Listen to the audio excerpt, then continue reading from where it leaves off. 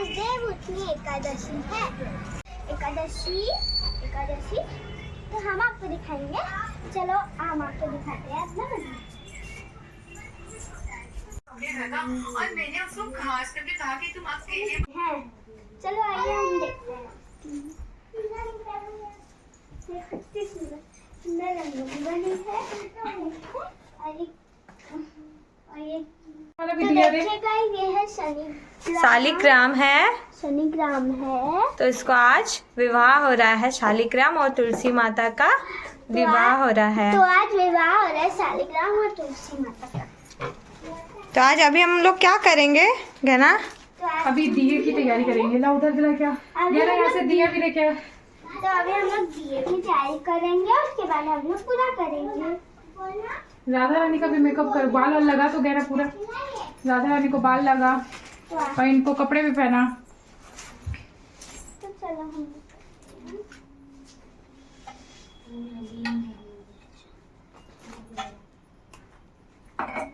चूड़ी कौन का है मम्मा?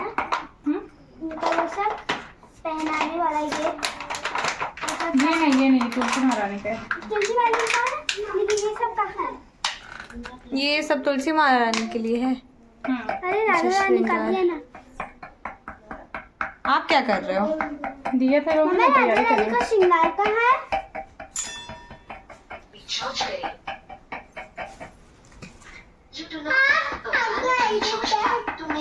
ये ना वो वहाँ पर दिया है, वो भी ना तो वाले ये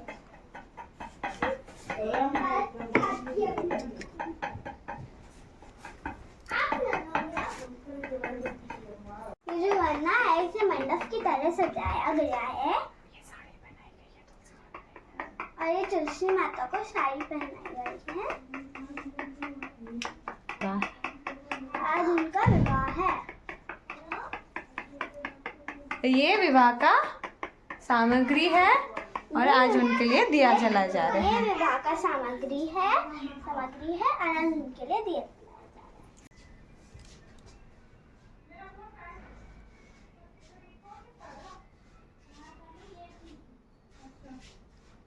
बोलो तुलसी महारानी की जय, जय। वृंदा देवी की जय, शालिग्राम की जय, जय नारायणपति लक्ष्मी माता की जय। जय। तुलसी विवाह की कथा प्रारंभ करते हैं हम। एक बार शिव जी ने अपने तेज को समुद्र में फेंक दिया था। उससे एक महातेजस्वी बालक ने जन्म लिया। वह बालक आगे चलकर जलधर के नाम से परिक्रमा त्याग राजा बना, जिसकी राजधानी का नाम जलधार नगरी था। दैत्यराज कालीन नेमी की कन्या वृंदा को विवाह जलधर से हुआ। जलधर महाराक्षस था। अपनी सत्ता के मद में चूर उसने माता लक्ष्मी को पाने की कामना से युद्ध किया, परंतु समुद्र से ही उत्पन्न होने के कारण माता पार्वती ने उसे अपने भाई के रूप में स्वीकार किया। वहां से पराजित होकर वह देवी पार्वती को पाने के लालसा से कैलाश पर्वत पर गया। भगवान देवाधिदेव शिव का ही रूप धर कर माता पार्वती के समीप गया, परंतु माँ ने अपने योग बल से उसे तुरंत पहचान लिया तथा वहां से अंतर ध्यान हो गई। देवी पार्वती ने क्रोध होकर सारा वृत्तांत भगवान शिव को सुनाया। जलधर की पत्नी वृंदा अत्यंत पतिव्रता स्त्री थी। उसी के पतिव्रता धर्म की शक्ति से जलधर ने ना तो मारा जाता था और ना ही पराजित हो सकता था। इसलिए जलधर का नाश करने के लिए वृंदा के पतिव्रत धर्म का भंग करना बहुत आवश्यक था। इसी कारण भगवान विष्णु ऋषि का वेश धारण कर वन में जा पहुंचे, जहां वृंदा अकेली भ्रमण कर रही थी। भगवान के साथ दो मायावी राक्षस भी थे, जिन्हें देखकर वृंदा भयभीत हो गई। ऋषि ने वृंदा के सामने पल में दोनों को भस्म कर दिया। उसकी शक्ति देखकर वृंदा ने कैलाश पर्वत और महादेव के साथ युद्ध कर रहे अपने पति जलधर के बारे में पूछा। ऋषि ने अपने माया जाल से दो वानर प्रकट किए। एक वानर के हाथ में जलधर का सिर था तथा दूसरे के हाथ में धड़। अपने पति की यह दशा देखकर वृंदा मूर्छित होकर गिर पड़ी। होश में आने के बाद उन्होंने ऋषि रूपी भगवान से विनती की वह उसके पति को जीवित करे। भगवान ने अपनी माया से पुनः जलधर का सिर जड़ से जोड़ दिया, परंतु स्वयं भी वह उसी शरीर में प्रवेश कर गए। वृंदा को इस छल का तकनीक भी आभास न हुआ। जलधर बने भगवान के साथ वृंदा पतिव्रता का व्यवहार करने लगी, जिससे उसका सतीत्व भंग हो गया। ऐसा होते ही वृंदा का पति जलधर युद्ध में हार गया। इस सारी लीलाओं का जब वृंदा को पता चला तो उसने क्रोध होकर भगवान विष्णु को हृदयहीन शिला होने का श्राप दे दिया।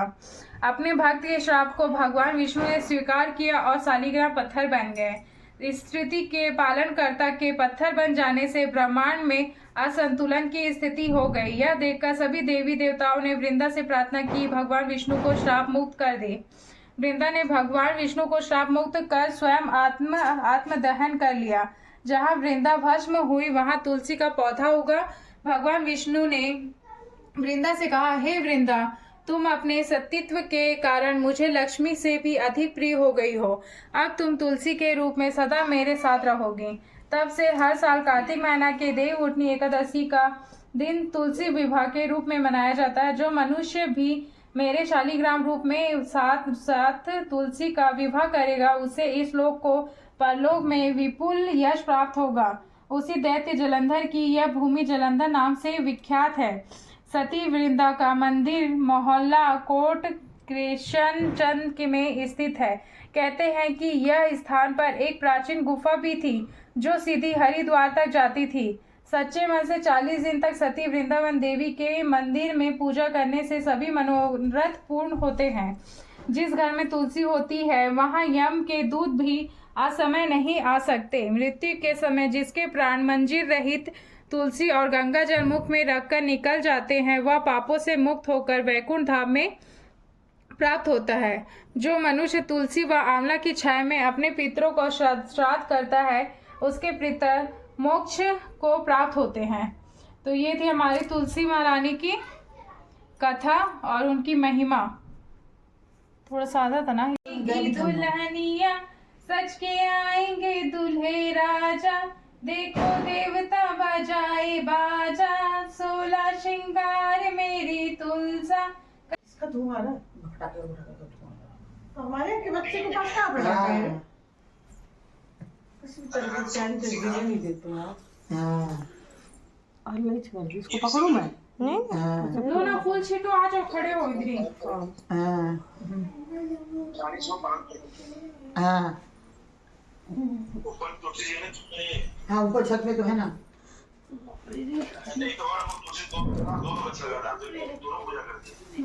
एक एक करते हैं। आराम से ठीक है। बदलू का भगवान की शादी हो रही है, मंगलसूत्र पहना रहे हैं।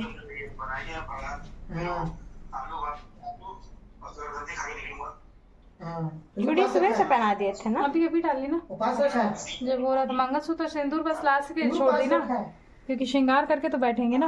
अच्छा फूल दो ना, फूल छीटे भी नहीं आप लोग। फूल तो ठीक है। हाँ तो छीट किसी ने रखी, उसी के लिए रखी थी ना।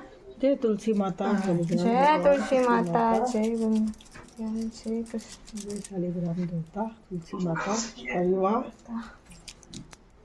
घड़ी शुभ बेला है यहाँ पर। तुलसी माता शालिग्राम भगवान का विवाह संपन्न। शालिग्राम भगवान की जय। जय तुलसी मैया जय।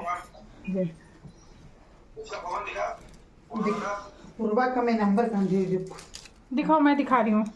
गिरधर कृष्ण मुरारी की, गले में बैजंती माला, बजावे मुरली मधुर बाला, श्रवण में गुंजन झनका नंदन, नंद के आनंद नंद लाला के। देखो गाइस, ये बच्चे लोग 5-7 साल के बच्चे कैसे कैसे हाथ से पटाखे फोड़ रहे हैं। आज भगवान की शादी है, इसी खुशी में सब लोग पटाखे फोड़ रहे हैं। देखिए इसको डर लग रहा था। किधर फेंक, किधर फेंक। एक जगह ए बाबा